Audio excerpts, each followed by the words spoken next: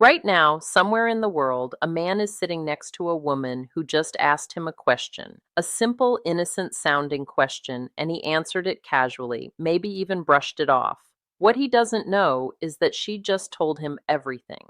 She just handed him the key to her desire on a silver platter wrapped in the most ordinary words you could think of, and he missed it completely. That man might be you, and after today, that will never happen again. Here is a truth that will probably sting a little. Women almost never say what they actually mean when it comes to intimacy. I know. I know because I am one. And I can tell you from personal experience and from years of studying how women communicate that the way we signal desire is nothing like what most men expect. There is no neon sign. There is no dramatic confession. There is no movie scene where the music swells and she throws herself into your arms. What actually happens is so subtle, so effortless that it slips right past most men like a whisper during a thunderstorm. A study published in the journal Communication Monographs found that women use indirect speech patterns nearly 70% more often than men when communicating about emotionally vulnerable topics. 70%. That means when a woman wants something intimate, something personal, something that makes her feel exposed, she is almost certainly not going to say it directly. She is going to code it. She is going to dress it up in the most harmless looking language possible. And if you are not paying attention, you will respond to the surface meaning and completely miss the real message underneath. Now, here's the part that makes this video different from anything else you have watched. I am not going to give you a list of 20 vague signs.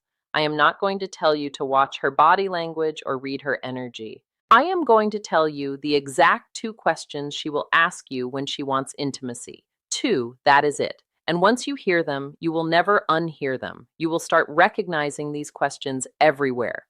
In your past relationships, in your current one, in conversations you had years ago that suddenly make a lot more sense. But before I reveal them, you need to understand something crucial first. You need to understand why she asks questions at all instead of just telling you what she wants. Because that context is going to change the way you hear every single thing a woman says to you for the rest of your life. Let me break something down for you that most people never think about. From the time a girl is about 5 or 6 years old, she begins learning a very specific social rule. That rule, whether it is taught directly or absorbed through culture, goes something like this. Do not be too forward. Do not be too aggressive. Do not make the first move. Be approachable, but not desperate. Be interested, but not obvious. Sound exhausting? It is. But this is the reality of how most women are socialized around the world. Dr. Deborah Tannen, a linguistics professor at Georgetown University, spent decades studying how men and women communicate differently. One of her most famous findings was that women tend to use what she calls rapport talk. That means women communicate to build connection, to test emotional safety, and to gauge how the other person feels before revealing how they feel. Men, on the other hand, tend to use report talk, which is more about exchanging facts and solving problems. So, when a woman asks you a question, she is usually not looking for a factual answer. She is looking for an emotional one. She is checking the temperature of the room. She is testing whether it is safe to go further. This is why so many men feel blindsided when a woman suddenly pulls away or loses interest. He thought everything was fine. She was smiling. She was laughing. She even asked him a couple of sweet questions. But from her perspective, she put herself out there, asked the two most vulnerable questions she could think of, and he treated them like small talk. He gave her a one-word answer and went back to scrolling his phone. And in that moment, without saying another word, she closed the door. Now that you understand the framework, the operating system behind how she communicates, it is time to talk about the first question. And honestly, when I tell you what it is, your jaw might actually drop at how simple it sounds.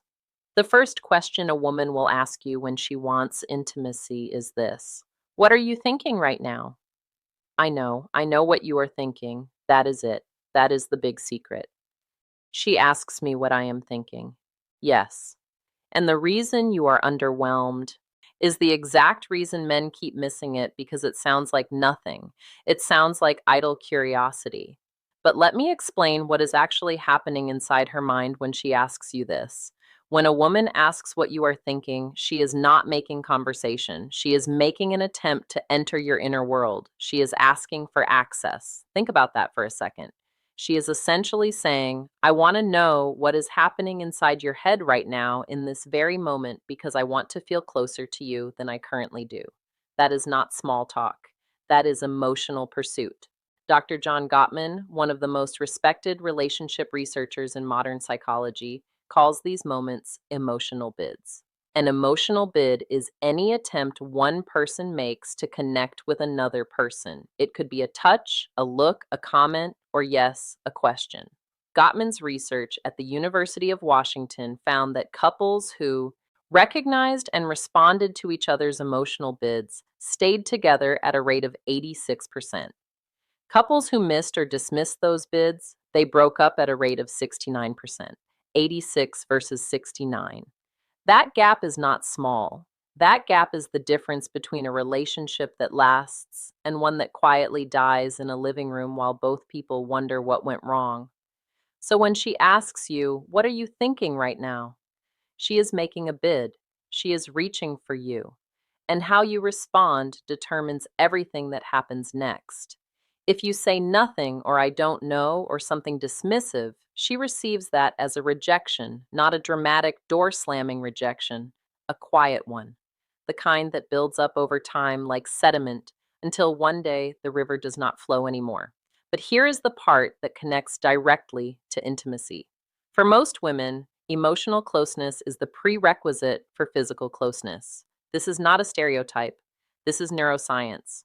Research published in the Archives of Sexual Behavior found that women's sexual desire is significantly more responsive to emotional context than men's, meaning a woman's body does not just respond to physical attraction.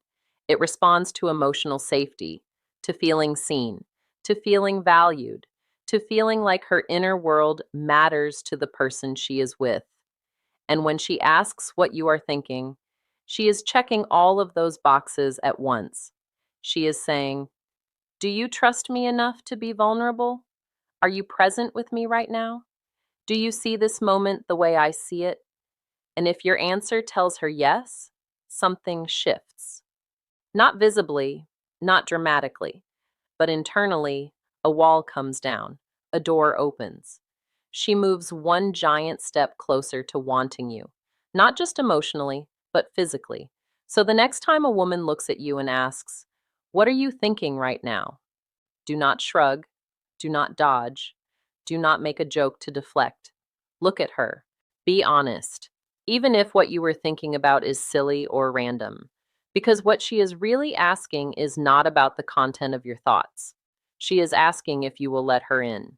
But this is only the first half of the puzzle because even after she asks this question and you respond, well, she has one more question she needs to ask before she fully opens up. And this second question, this one is even sneakier than the first because it does not sound romantic. It does not sound emotional.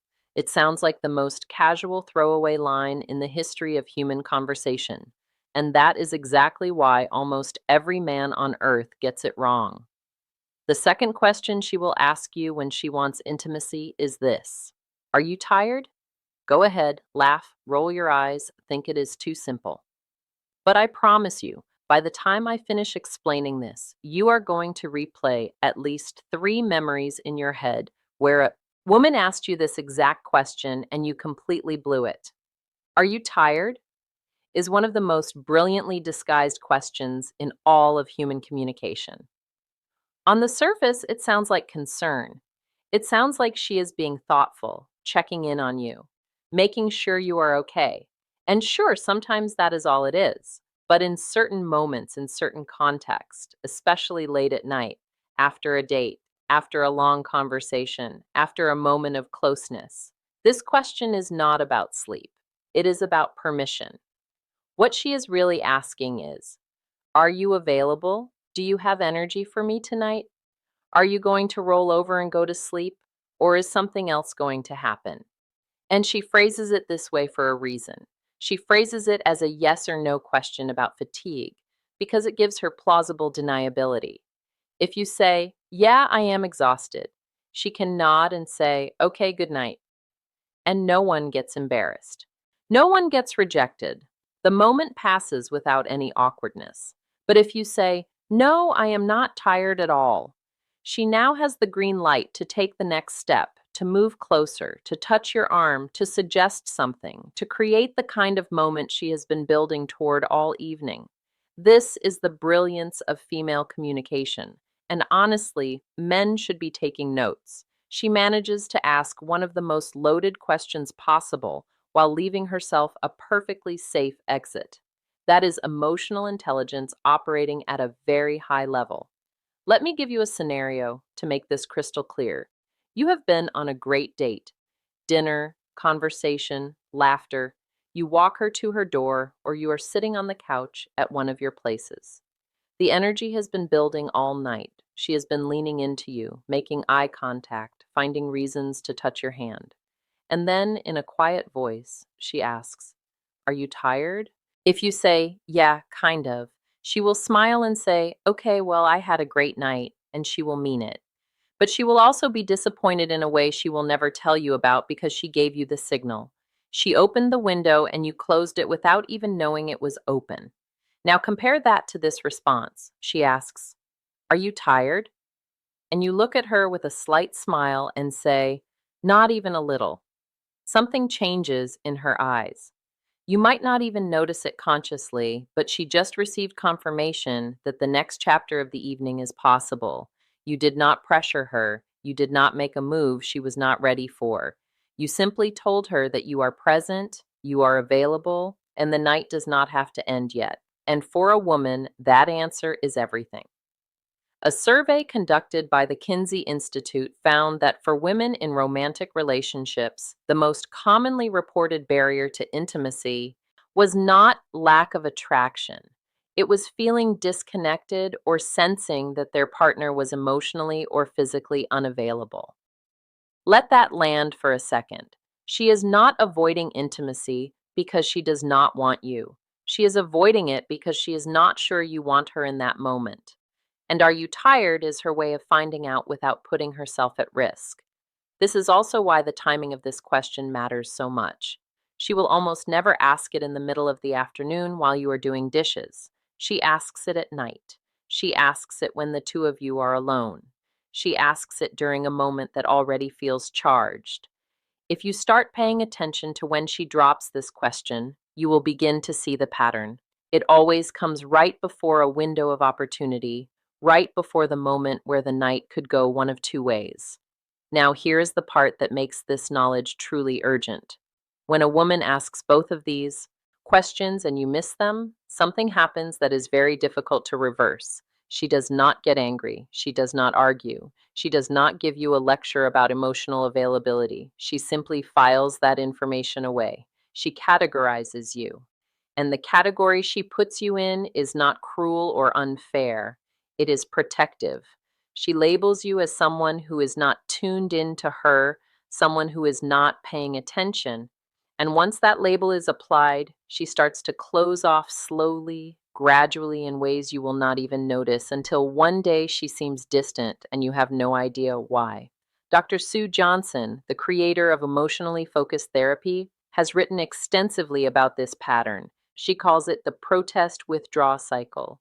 One partner reaches out emotionally, the other partner does not respond, and over time, the reaching partner stops reaching. Not because they stopped caring, because they got tired of being missed. And for women, these two questions, "what are you thinking" and "are you tired?" are often the last emotional bids they make before they begin to withdraw. They are the final test, the last checkpoint before she decides whether this person is safe enough to be intimate with. So if you have ever been in a situation where everything seemed fine and then suddenly she was cold or distant, go back in your memory. Think about the conversations you had in the days before the shift. I am willing to bet she asked you one or both of these questions. And I am willing to bet your response was something forgettable. So, now that you know the questions, The obvious next step is knowing how to respond when you hear them. And honestly, the answer is simpler than you think. When she asks, "What are you thinking right now?" Give her something real. It does not have to be profound. It does not have to be poetic. You could say, "I was just thinking about how good this feels sitting here with you." Or, "Honestly, I was thinking about something random, but now I am thinking about you." What matters is not the content. What matters is that you showed up. You gave her something instead of nothing. You opened the door she was knocking on. When she asks, "Are you tired?" and you sense that the moment is right, say no. Say it with warmth. Say it like you mean it. You do not need a smooth line. You do not need a movie quality response. You just need to communicate one thing: I am here. I am present. And I am not going anywhere tonight unless you want me to. That is it. That is the whole formula. Be present when she asks the first question. Be available when she asks the second. Those two responses, given at the right moments, will do more for your connection with her than any grand romantic gesture ever could. Here's something I want to leave you with. Women are not mysterious. We are not impossible to read. We are not playing games or speaking in riddles for fun. We communicate the way we do because we have been taught that vulnerability is risky and rejection is painful. And the safest way to reach for someone is to do it with words that do not cost too much if they are not returned. These two questions, "What are you thinking right now?" and "Are you tired?" are not random. They are calculated. They are intentional. They are the result of a woman deciding that she trusts you enough to let you in. But she needs to know if you are ready before she takes that final step. And now that you know this, you have a responsibility not to manipulate, not to game the system, but to pay attention, to listen with more than your ears, to hear what she is really saying underneath the words she chooses. Because when a woman asks you these questions and you respond with presence, with warmth, with genuine attention, you are not just answering a question. You are telling her that she is safe. And for a woman, safety is the foundation of everything.